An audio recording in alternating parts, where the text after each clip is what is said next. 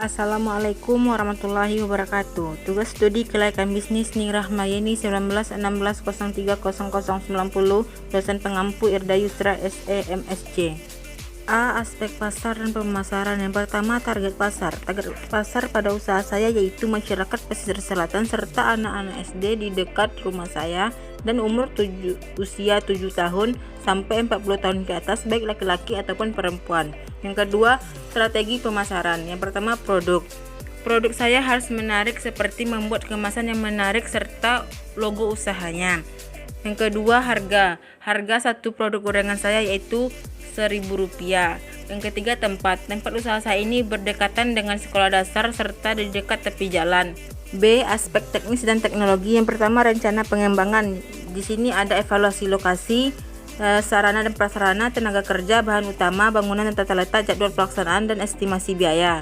Selanjutnya, analisis teknis dan teknologi, yaitu ada proses operasi usaha, yang mana proses operasi usaha ini mengembangkan ide pembuatan produk dengan membaca kebutuhan konsumen terhadap sebuah produk yang banyak peminatnya. Rencana penjualan produk saya akan dijualkan pada tempat-tempat yang strategis, tentunya banyak terdapat orang-orang yang akan membeli produk saya. Yang kedua yaitu kebutuhan bahan operasi, yang mana di sini saya membutuhkan dana untuk pembelian bahan baku yaitu Rp250.000.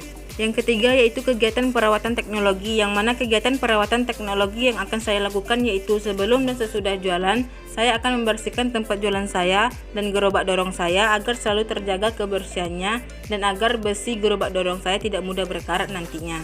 Selanjutnya, aspek manajemen dan organisasi. Pada tabel ini, pada minggu pertama bulan Oktober, saya melakukan pengumpulan data serta survei lokasi.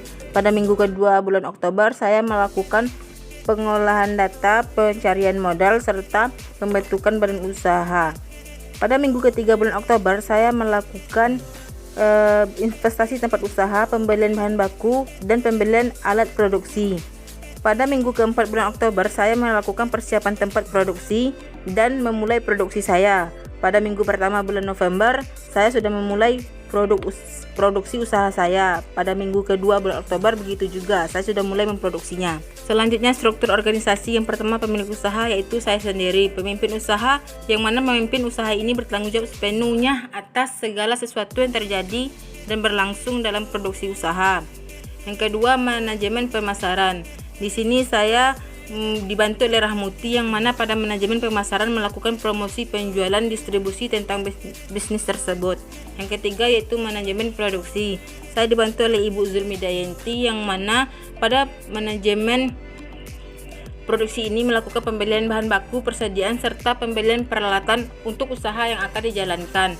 Yang keempat yaitu manajemen keuangan, dibantu oleh Rahmadani, yang mana pada manajemen keuangan ini seperti kasir, pembukuan terhadap biaya-biaya dalam usaha ini, yang mana mengatur untuk pengembalian uang serta uang yang masuk saat konsumen berbelanja. Selanjutnya, kapasitas market share-nya saya estimasikan 20%. Seperti yang kita lihat dari PPT, dari bulan Januari sampai Desember sudah ada nilai estimasi saya. Dikalikan dengan 20%, maka didapat hasilnya seperti pada tabel tahun 2020. Pada produksi max digunakan rumus sama dengan max buka kurung klik pada hasil pada bulan Januari, titik koma, lalu klik pada hasil bulan Desember, lalu tutup kurungnya. Kalau digunakan pada Excel, pasti akan muncul hasilnya 76,24. Selanjutnya, pada kapasitas mesin saya estimasikan 20. Jadi, jumlah mesin yaitu didapat dari rumus Excel sama dengan roundup buka kurung hasil dari produksi max garis miring atau dibagi dengan mengklik hasil kapasitas mesin, maka akan didapat hasilnya 4. Selanjutnya, menentukan kapasitas mesinnya. Didapat dari kita kalikan kapasitas mesin dan jumlah mesin, yang mana 20 dikali 4 maka didapat hasilnya 80. Begitu juga dengan seterusnya. Selanjutnya, tenaga kerja langsung. Saya mengambil 1 tahun yaitu pada tahun 2020. Upah pekerja yaitu 500.000. Jumlah hari kerjanya yaitu 25 hari. Saya merekrut 1 orang pekerja. Total biaya tenaga kerja yaitu didapat dari 500.000 dikali 25 sama dengan 12.500.000. Selanjutnya yaitu tenaga kerja tidak langsung. Di sini ada direktur, jumlahnya 1 orang. Gaji per bulannya yaitu 1 juta. Maka didapat biaya tenaga kerja tahun 2020 yaitu 1 juta dikali 12 hasilnya 12 juta. Begitu juga dengan kabak produksi, kabak marketing, dan kabak administrasi. Lalu kita jumlahkan total biaya tenaga kerja sehingga didapat 30 juta. Selanjutnya yaitu aktiva berwujud, yang mana di sini saya menggunakan gerobak dorong. Jumlahnya di sini 1 unit dan usia ekonomisnya yaitu 5 tahun. Harganya senilai 500.000 saya estimasikan. Totalnya yaitu 500.000. Pada nilai sisa saya estimasikan 20%, jadi 500.000 dikali 20% didapat 100.000. Dan pada depresiasi didapat dari rumus sama dengan SLN buka kurung total dari gerobak dorong titik koma nilai sisa 20% titik koma 1 unit, maka didapat hasilnya 80.000. Selanjutnya aktiva tak berwujud. Pada aktiva tak berwujud ada pendirian perusahaan, umur ekonomisnya 4 tahun dengan harga 2 juta.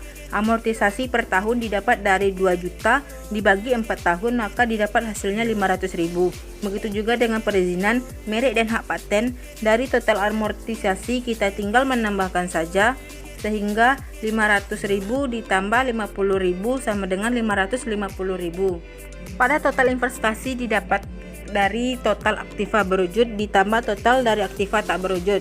Di sini total aktiva berwujud yaitu 500.000 ditambah 3.200.000 sama dengan 3.700.000. Pada total penyusutan didapat dari total depresiasi ditambah total amortisasi, jadi 80.000 ditambah 550.000 sama dengan 630.000. Selanjutnya biaya produksi, yaitu biaya tenaga kerja langsung didapat tadi 12.500.000. Jadi tinggal dimasukkan nilai-nilai yang sudah dicari sebelumnya, seperti biaya tenaga kerja tidak langsung dan tenaga kerja langsung. Bahan baku di sini saya estimasikan 250.000 dan plastik kemasan saya estimasikan 20. Pada bahan baku didapat dari 250.000 dikali jumlah pada kapasitas. Di sini jumlah kapasitas usaha saya 647, jadi 250.000 dikali 647 sama dengan 161.750.000. Dan plastik kemasan didapat dari estimasi plastik kemasan dan dikali dengan jumlah kapasitas. Di sini estimasikan plastik kemasan 20 dikali 647 sama dengan 12.940. Di sini estimasi transportasi dan BBM senilai 50.000. Sedangkan depresiasi dan amortisasi sudah ada nilainya, tinggal dimasukkan saja, setelah itu dijumlahkan semua biaya produksinya sehingga didapat 204.942.940. Jadi di sini untuk menentukan dana tahun pertama sama dengan total investasi ditambah biaya produksi tahun pertama, tinggal masukkan saja nilainya, maka didapat hasilnya 208.642.940. Selanjutnya sumber dana. Di sini pada sumber dana menggunakan modal sendiri dengan senilai 250.000. Selanjutnya yaitu HPP, harga pokok produksi dan penjualan. Di sini kita tinggal masukkan saja nilai-nilai yang sudah kita cari dari kapasitas, gaji, investasi, dan biaya produksi serta sumber dana. Kita masukkan nilainya ke dalam HPP ini. Pembelian di sini didapat dari tabel biaya produksi, yang mana bahan baku ditambah plastik kemasan, maka didapat hasilnya pada pembelian. Setelah itu dijumlahkan, maka dapat total biaya bahan baku. Selanjutnya persediaan barang dalam proses atau WIP. Total biaya bahan baku sudah kita dapat tadi.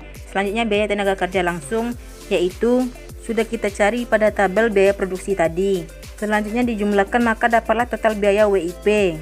Selanjutnya biaya transportasi dan BBM, biaya depresiasi dan biaya amortisasi, biaya pemasaran, dan biaya tenaga kerja tidak langsung sudah ada, tinggal kita masukkan saja nilainya, maka didapat total BOP-nya seperti yang kita lihat pada tabel harga pokok produksi.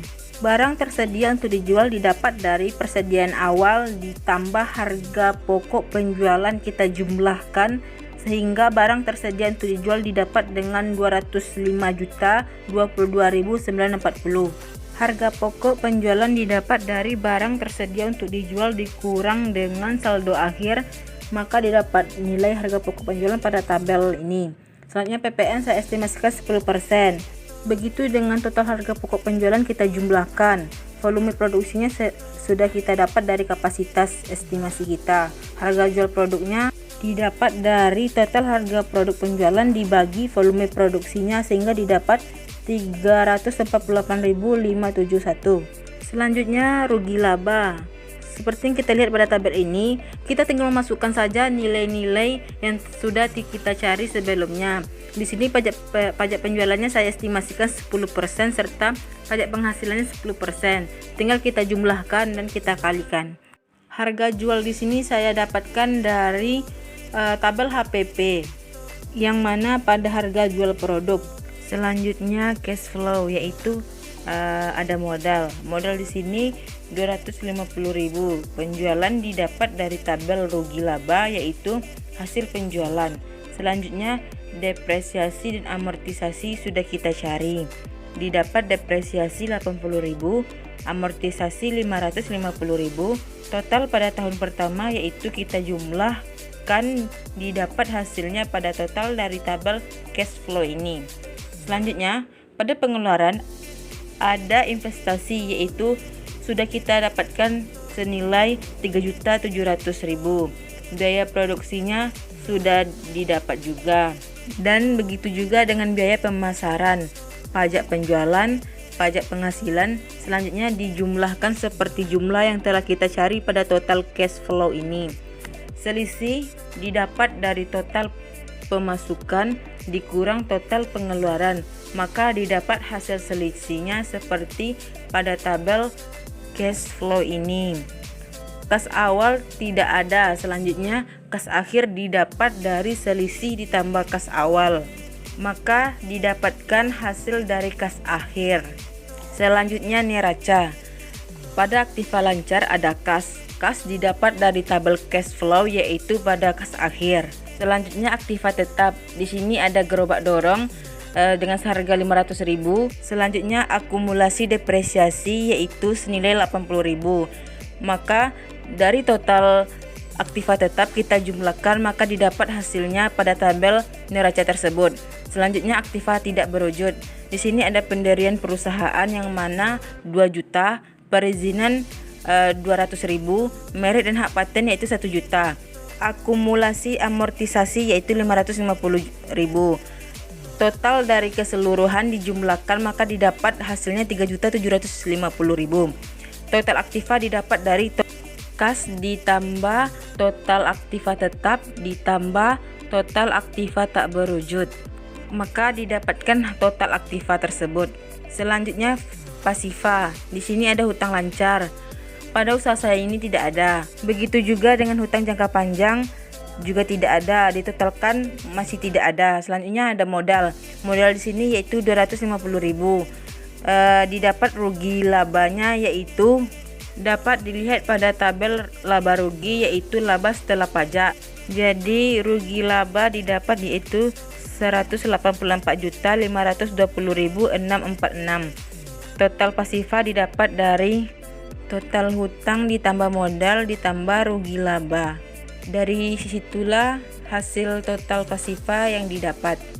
Selanjutnya di sini saya memilih PI sebagai analisis apakah usaha saya ini layak atau tidak.